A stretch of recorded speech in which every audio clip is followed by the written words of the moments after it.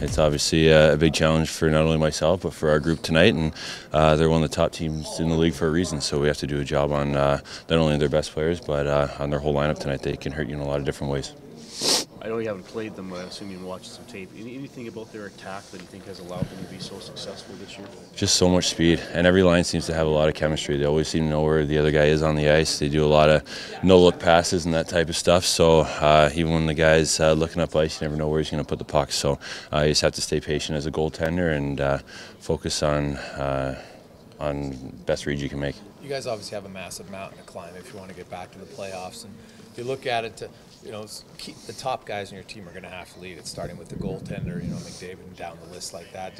You look at yourself and you look at your numbers. I know you've talked about you haven't been overly excited with where your season's gone. What do you look at in these final 32 games to get your game to where it was last year?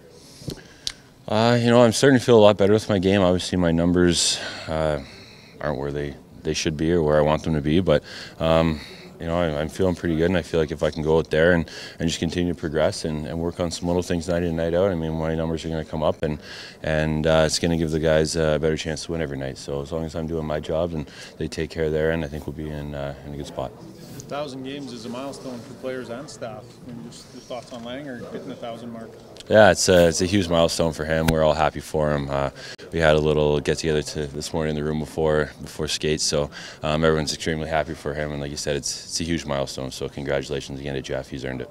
How busy is he on game day, just generally? I mean, it's crazy. He gets here 5:30, 6 o'clock in the morning. Doesn't leave until the last guy's out of here. All the stuff's done. So he probably puts in 18-hour shifts every freaking game day, so you can't say enough about our training staff and what they do. And again, it's not an easy job, and especially the late nights on the road, getting up early, packing, unpacking, stuff like that. So the amount of work they put in, it usually goes overlooked. So it's nice when they get recognition like tonight. He's just so happy and smiley all the time too, hey? Always. Nice to come in and see that smiley face every day.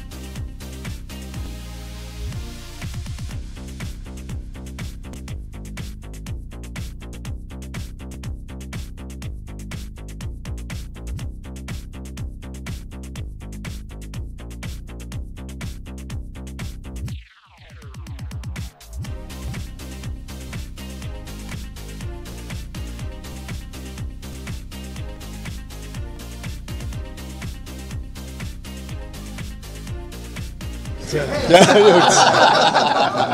you remember your first game and just? Do I remember the first game? Yeah. Do you remember Well, I do remember it. It was I was new, young, coming in. I was just a lot of it, right? Watch these guys playing on TV, and next thing you know, you're standing in front of them and in the room. It was nerve wracking, kind of like right now, but it was good. It was good. How would you say you are most different now than in your first year, just in the way you handle your business, handle players, all that? Obviously, I think a little bit more confident. You know what's going on, you know what's happening. So, I'd say more confidence in my job now. What's your typical day on a game day? Like, what time are you here? What do you do? Well, usually get up around 5 o'clock, come here, go upstairs, go for a run. Started a thing when Todd and those guys got here. We'd all work out in the morning. So finish at about 7 o'clock and then start the day. So come down and organize and get things ready for the day. Just What led you to this line of work? Like, how did you originally want to do this or start doing this? I actually started off as a medical trainer. I went to Mount Royal College to be a medical guy, and just things evolved and ended up doing the equipment side of it instead of the medical. So, yeah, that's kind of how it started. You want to do sports medicine? Yeah, I kind of wanted to do what TD and those guys were doing, and then it just wasn't my thing, babying the guys, and I'm not that kind of guy. So, I just decided to go a different route because when I started, I was with Hockey Canada, and I started doing the equipment side with the men's national team, and then it just kind of worked out that way. When you say equipment, do you help guys with their sticks? Did you ever have to try to help Smitty find a stick? I don't think we're still looking for that stick. I help them with the sticks, but for the most part, it's all their own preference, right? So You didn't just shave that down, though, that big pattern. No, that's his creation. Yeah. What's a major pet peeve for you? This.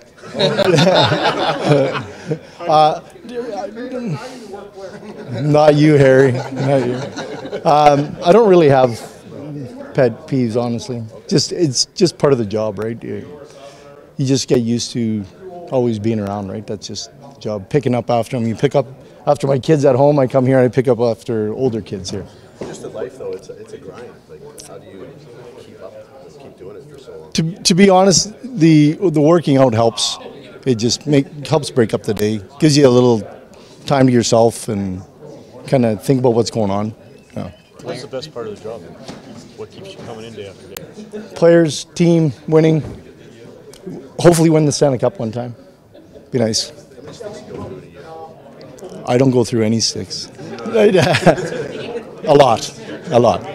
Yeah. What are some of your highlights over these 1,000 games? Highlights? Yeah. Yeah, that was a big one. Yeah. You know what? Playoffs are always a big highlight for me. That 06 run was really good, really exciting. And then obviously the new building and playoffs last year and stuff was really exciting. What is the most important quality for a good equipment manager to have? Patience. Yeah, you gotta have dedication. You gotta work hard. It's to be honest, it's sometimes an ungrateful job.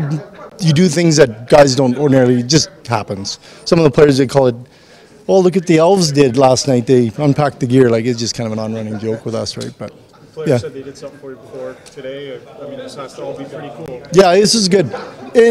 I don't like this kind of attention, so it was good. Yeah. Well, congratulations. Thanks, guys. Good job, man.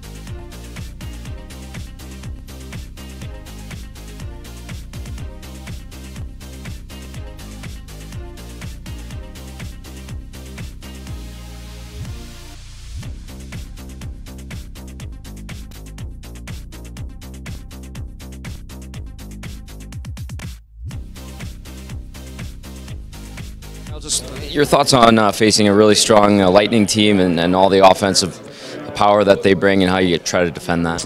Yeah, it's a team that presents a lot of challenges a lot of different ways. A lot of guys that can score. So you got to be aware at all times on the ice. For us defensively, it's going to be important to defend as 5-man units out there. And not give up a lot of great day opportunities because this is a team that can definitely generate a lot of those. Slow starts have been something that you guys have had to deal with against Calgary. You had to come back against Calgary or Colorado. You also came back. It'd be nice if you didn't have to come back. If you could go from a position of strength early on. Is that something that's addressed? How do you go about? Oh, I think especially a team like this, you can't let them get off to too fast of a start ahead of you. Our start's going to be important. And I think we always say this when we talk about slow starts. Like we all come to the rink prepared. We prepare the same way, go through our same routines, and for us, we're going to have to mentally be in it from shift one, and it's going to be important for us, especially tonight, to have a good start. Jeff Lang is a unique character. It's his 1,000th game. What's your relationship like with him, and what do you make of the man celebrating 1,000 games? Yeah, we gave him a gift. I don't think he deserves it. No, Lager's the best. I think we're very fortunate to have him here in Edmonton, and he's a great presence around the room. Everyone likes to mess around with him a little bit, and we're extremely fortunate to have him, and very happy that we can all be a part of his 1,000th game.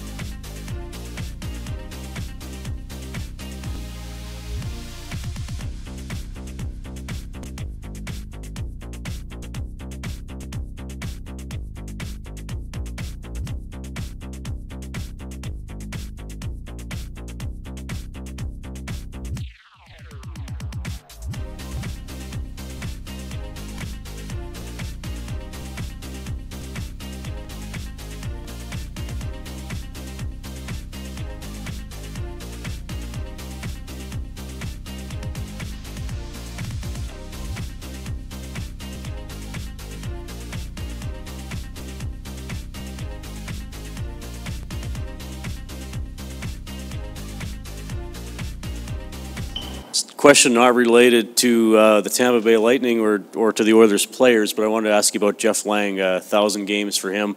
What's it been like for you to get to know him over the last couple of years and describe to the fans the importance of what he does behind them? Well, that position, and not just his, but all the training staff, the maintenance staff, if you will, that's the backbone of your team. They put more hours in the players, coaches, anybody that's involved in the team, and he's tremendous at it. His staff, he manages them well. Players get everything they possibly need to have success, and he's leading that. So we're lucky to have him. We're looking forward to another 1,000 games having him around. It's going to be a little grayer, though, by then. And it's a great night for him and his family. Can you just discuss the Lightning, the prowess they have in their game on a number of different factors, and just how they're a dangerous opponent? Well, goaltender first. You know, when your save percentage is at .930 and you've played as many games as he has, I'm sure he's the first star many nights.